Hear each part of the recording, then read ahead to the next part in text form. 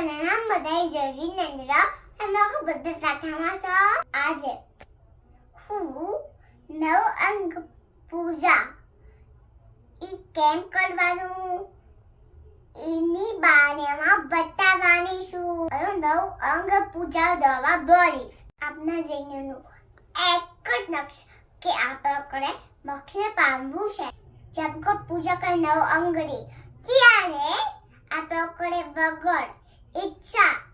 કે શાંત વગર પૂજા કરવી જોઈએ કોઈ પણ નારાજ વગર પૂજા કરવાથી બહુ લાભ થાય છે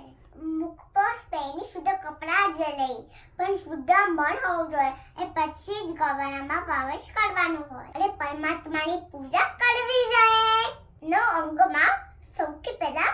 અંગૂઠાની પૂજા છે એટલે હું અંગૂઠાનું દાબેડી જરબરી સંપતપાનામાં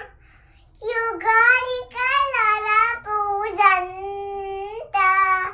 નુષબચનન અંગૂઠારે દાર કબવલન અંત